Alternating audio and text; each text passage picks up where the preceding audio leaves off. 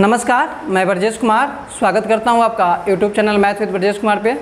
दोस्तों, आज से हम लोग एक नए सीरीज़ की शुरुआत कर रहे हैं जिसमें आज तक बिहार बोर्ड में जितने भी सारे एग्ज़ाम हुए हैं उनमें चैप्टर वाइज हम लोग ऑब्जेक्टिव प्रश्न को संकलित किए हैं और उस ऑब्जेक्टिव प्रश्न को हम लोग इस छोटी छोटी वीडियो के माध्यम से हल करने का प्रयास करेंगे और उम्मीद करेंगे कि ये सीरीज़ जो है आपको काफ़ी लाभदायक होगा।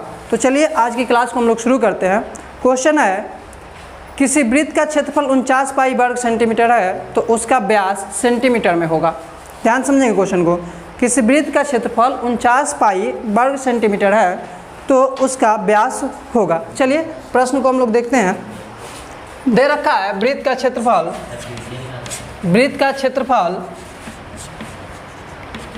49 pi centimetre square. 49 pi centimetre square.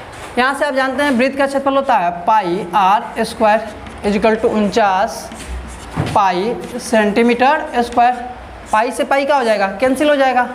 Are square is equal to 49 centimetre square. R is equal to क्या होगा, अंडर रूट 49 सेंटीमीटर स्क्वायर।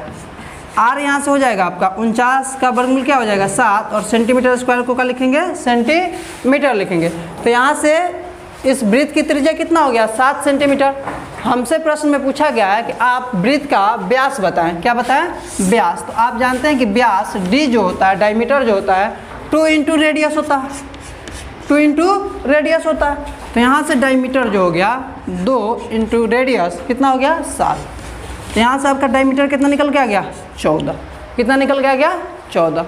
देखिए ये प्रश्न हुआ बिल्कुल बेसिक से करने का, लेकिन हमें इसको सॉल्यूशन करने का एक भी मार्क्स मिलने वाला नहीं है। हमें मार्क्स किसका मिलेगा, सही आंसर टिक करने का। तो हमें आंसर को टिक करने के लिए ऐसे तरीके अपनाने हैं जिसमें सही आंसर तक पहुंच पाए और समय भी क्या लगे, कम लगे। अब देखिए जनरली बच्चा जो है इस क्वेश्चन को ऐसे सोचेगा, लेकिन आप इस क्वेश्चन को थोड़ा सा दूसरे तरीके से सोचें कि प्रश्न में आपसे पूछा क्या गया है, व्यास पूछा गया। अब देखिए वृत्त का क्षेत्रफल दे रखा है, वृत्त का क्षेत्रफल दे रखा है कितना 49 पाई। अब आप ध्यान देंगे कि अगर आप व्यास पूछा गया, क्या पूछा गया, व्यास पूछा गया, तो व्यास में आप फॉर्मूला क्या लिख सकते थे, पाई डी स्क्वायर बटा में 4। पाई डी स्क्वायर बटा में 4। त्रिज्या में क्या होता है, पाई आर स्क्वायर होता है। लेकिन जब व्यास के रूप में वृत्त का क्षेत्रफल लिखना होगा तो क्या लिखते हैं, पाई डी स्क्वायर बटे में 4। इसका वैल्यू कितना है बाबू 49 है, 49 पाई है।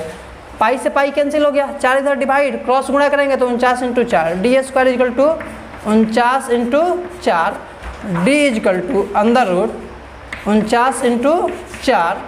अब देखिए 49 का वर्गमूल कितना 7 और 4 का वर्गमूल कितना 2, 7 दूनी के 14। हमारा डायमीटर कितना निकल गया 14। अब आप खुद समझिए कि आपको किस तरीके से करना चाहिए। इस तरीके से आप कर पाएंगे या इस तरीके से आप कर पाएंगे, किसमें आप जल्दी एफर्ट लगा पाएंगे, उस चीज़ को आपको सोचना है। जैसे इस प्रश्न को हम प्रीफर करते हैं ऐसे कि पाई डी स्क्वायर कितना, पाई डी स्क्वायर बटा 4 होगा 49 पाई। पाई से पाई कैंसिल हो जाएगा, 49 में इधर आके 4 गुना कर देगा, इधर स्क्वायर है इधर आएगा तो क्या हो जाएगा अंडर रूट। अब 49 का वर्गमूल क्या होता 7 और 4 का वर्गमूल क्या होता 2। 7 में 2 से गुना करते कितना होता 14। मात्र 2 सेकंड में हम इस सवाल को करके आगे निकल जाते। तो ज़रूरी नहीं है कि आप सवाल को सही कर पाते हैं, ज़रूरी है आप कितना कम समय में सवाल को सही कर पाते हैं, क्योंकि आपको एग्जाम में बहुत सारे प्रश्नों को करना होगा। और ऐसे ऐसे प्रश्नों पर जब आप 1 मिनट का समय लगाएंगे तो समझिए कि आपसे एग्जाम में प्रश्न छूटने की काफ़ी संभावना रहेगी।